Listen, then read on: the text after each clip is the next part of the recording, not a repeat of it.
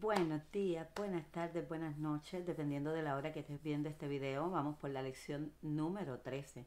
En el libro de texto vamos por la lección que se titula La curación y la liberación del miedo. Vamos con la lectura, la comprensión y luego nos vamos con el ejercicio, ¿vale? La curación y la liberación del miedo, lección 13. Vamos a hacer ahora hincapié en la curación. El milagro es el medio, la expiación el principio y la curación es el resultado. Hablar de una curación milagrosa es combinar impropiamente dos órdenes de realidades diferentes. Una curación no es un milagro. La expiación, el último milagro, es un remedio y cualquier clase de curación es su resultado. Es irrelevante a qué clase de error se aplique la expiación. Toda curación es esencialmente una liberación del miedo. Para poder llevarla a cabo, tú mismo debes estar libre de todo miedo. No entiendes lo que es la curación debido a tu propio miedo. Fíjate que aquí mi comprensión es que en ocasiones todas aquellas vivencias que nosotros tenemos que nos hacen sentir que son inadecuadas, vienen del miedo. Recordando y entendiendo que la expiación es el proceso, ese proceso maravilloso, sagrado, que es el que nosotros tenemos un cuerpo, vivimos diferentes vidas y tomamos un cuerpo para poder poner en equilibrio todo aquello que nosotros hemos generado que está basado en el miedo.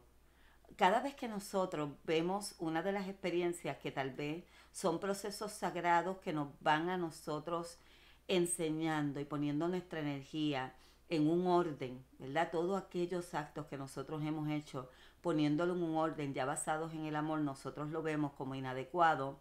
En ese momento nosotros no podemos conectar con el milagro, necesitamos para que haya una sanación, nosotros liberar ese miedo, esas creencias arraigadas que nosotros nos sentimos víctimas de una situación.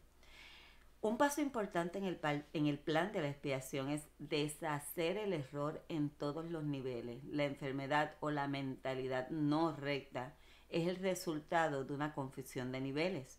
Nos hemos referido a los milagros como un medio de corregir la confusión de niveles, ya que todos los errores tienen que corregirse en el mismo nivel en que se originaron. Solo la mente puede errar. Fíjate qué interesante. Te dice que los milagros son un medio de corregir la confusión de niveles. Todos los errores tienen que corregirse en el mismo nivel que se originaron. Y nosotros desde el plano encarnacional es que nosotros cometemos errores, porque vibramos en miedo. Abrazamos toda una experiencia que no está basada en el amor y cada vez que nosotros hacemos algo en una experiencia encarnacional y generamos dolor porque vibramos y actuamos en base del miedo que no está basado en el amor, nosotros tenemos que venir nuevamente al mismo nivel en que se originó, que fue el plano encarnacional, a corregir ese error. Por lo tanto, el milagro mismo de la vida y de todo lo que tú enfrentas y de todo aquello que tú piensas, así lo veo yo, todo aquello que yo pienso que no es adecuado para mí, que no está bien, donde yo me siento eh, víctima, me siento que no lo merezco, es que mi mente es la que generó ese proceso, por lo tanto, mi mente es la que tiene que volver a entrar en sí para entender que no, que esto es algo que tiene un propósito, esta experiencia, esta situación es algo que tiene un propósito, que tiene una base, que mi mente la generó y que simplemente a través del amor, el amor y todo lo que se deriva del amor, es que yo puedo atravesar la experiencia de una manera adecuada. Ahí ocurre un milagro.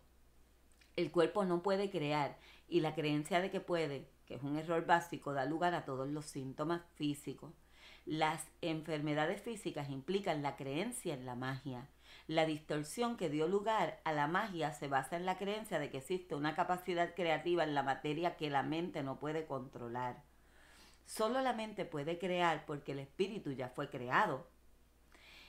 La mente, nuestra mente, el cuerpo humano, que está en el cuerpo humano, la mente es la que dirige todas nuestras experiencias, pero la mente está cargada de muchas ideas preconcebidas y creencias arraigadas que no son una verdad y que no vibran en el amor, ¿verdad?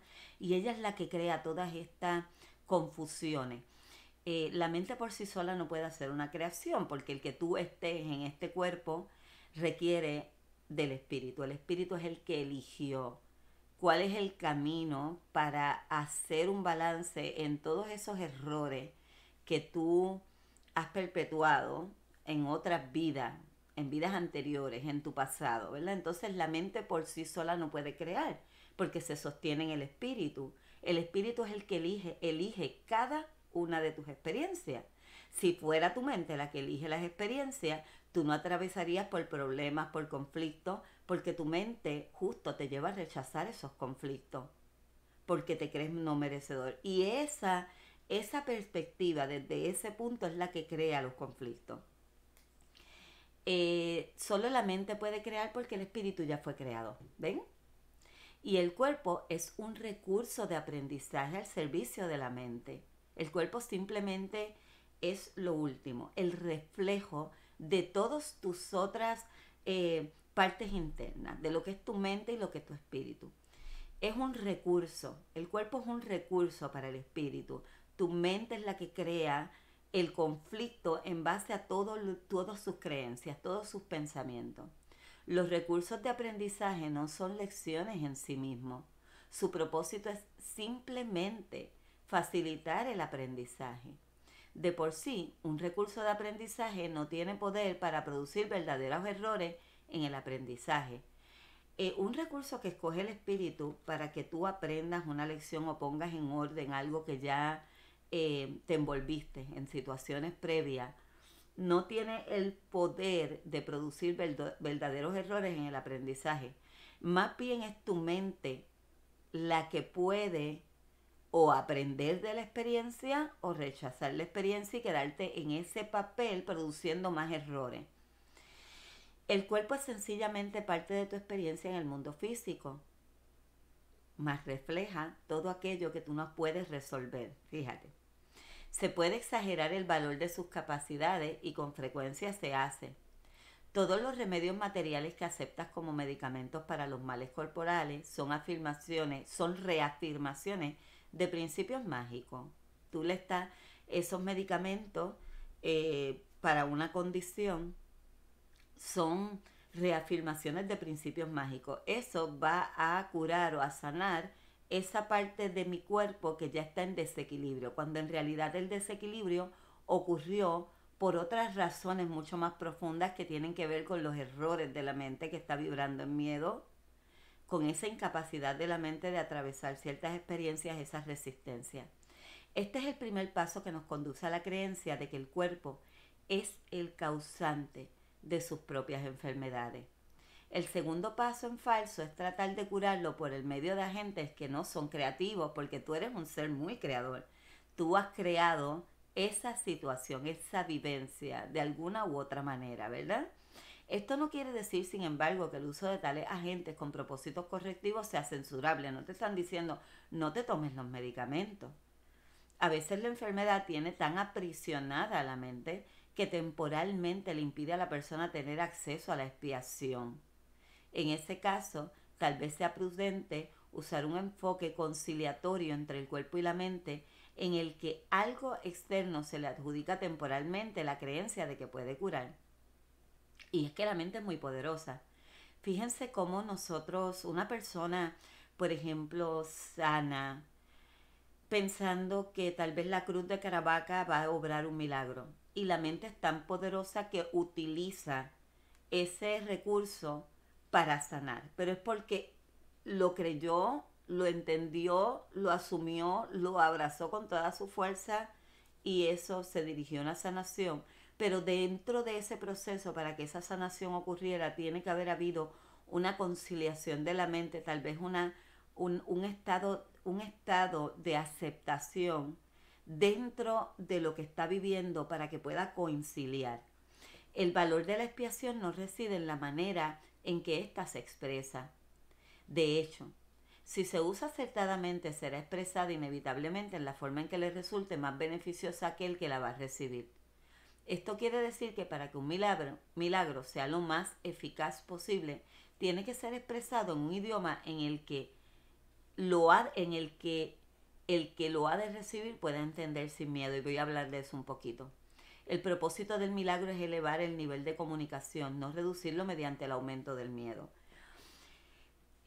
Yo procuro, a mí me encanta el Reiki, pero yo procuro estudiar de todo un poco. Yo, por experiencias que he tenido, abrazo mucho también la información de vidas pasadas, pero yo estudio de todo, de todo, de todo. ¿Por qué? Porque cada persona es un mundo aparte y va a abrazar la sanación o ese movimiento que necesita hacer a nivel mental para moverse en una dirección saludable. Yo entendiendo de que cada persona genera sus propias experiencias en base a lo que requiere aprender, ¿verdad? ¿Qué sucede? Si yo, por ejemplo, que creo muchísimo en vidas pasadas, mmm, alguien viene aquí que tiene una creencia religiosa muy arraigada y para nada, o alguien que es muy mental y para nada cree en las vidas pasadas, y yo trato de hacerle una regresión, la persona no va a abrirse a ese proceso porque la persona no cree en ello, ¿verdad? Cada persona va a abrirse a el proceso de ese milagro, de esa sanación o de ese cambio interno que requerimos en base a sus creencias. Por eso yo aprendo tantas distintas técnicas, porque yo sé que lo que le sirve a una persona no necesariamente le sirve a otra persona. Y yo sé que yo no soy quien está sanando, que la persona para sanar tiene que abrirse a esa sanación. Por tanto, yo tengo que obrar en base a sus creencias para que su mente se abra a ese proceso y empiece a recorrer un camino mucho más saludable. Vamos ahora con la lectura. La lectura de la lección 13 dice: un mundo sin significado engendra temor. 1. La idea de hoy es realmente una variación de la anterior, excepto que es más específica en cuanto a la emoción suscitada. De hecho, un mundo sin significado es imposible. Lo que no tiene significado no existe. Sin embargo, de eso no se deduce que tú no puedas pensar que percibes algo que no tiene significado. Por el contrario, eres especialmente propenso a pensar que sí lo percibes. 2. El reconocimiento de esta falta de significado produce una aguda ansiedad en todos los que se perciben como separados. Representa una situación en la que Dios y el ego se desafían entre sí con respecto a qué significado ha de escribirse en el espacio vacío provisto por dicha falta. El ego se abalanza frenéticamente para establecer allí sus propias ideas, temeroso de que de otro modo el vacío pueda ser utilizado para demostrar su propia impotencia e irrealidad. Y solamente en esto está en lo cierto. 3. Es esencial, por lo tanto, que aprendas a reconocer lo que no tiene significado y aceptarlo sin temor. Si tienes miedo, no podrás por menos que dotar al mundo con atributos que no posee y abarrotarlo con imágenes que no existen. Para el ego, las ilusiones son dispositivos de seguridad, como deben serlo también para ti que te equiparas con él. 4. Los ejercicios de hoy deben hacerse unas 3 o 4 veces, sin que excedan un minuto cada vez. Ha de practicarse de manera ligeramente distinta de los anteriores. Repite la idea de hoy para tus adentros, con los ojos cerrados. Luego abre los ojos y mira lentamente a tu alrededor mientras dices: estoy contemplando un mundo que no tiene significado. Estoy contemplando un mundo que no tiene significado. Repite esta afirmación para tus adentros mientras miras a tu alrededor. Luego cierras los ojos y concluyes con: un mundo que no tiene significado engendra temor, porque creo que estoy compitiendo con Dios. 5. Tal vez te resulte difícil evitar resistirte, en una forma u otra, a esta última afirmación.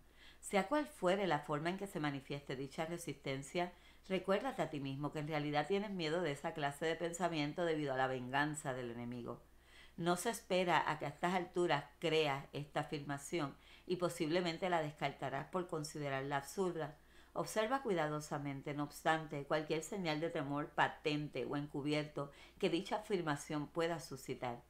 Esta es la primera vez que intentamos exponer una relación explícita de causa y efecto de una clase que aún eres muy inexperto en reconocer. No te enfrasques en esta última afirmación y no trates ni siquiera de pensar en ella, excepto durante las sesiones de práctica. Eso es suficiente por ahora. Con eso terminamos la lección 13. Gracias por acompañarnos en esta aventura. Y bueno, que tengas un excelente día, una excelente tarde, una excelente noche. Muchas bendiciones.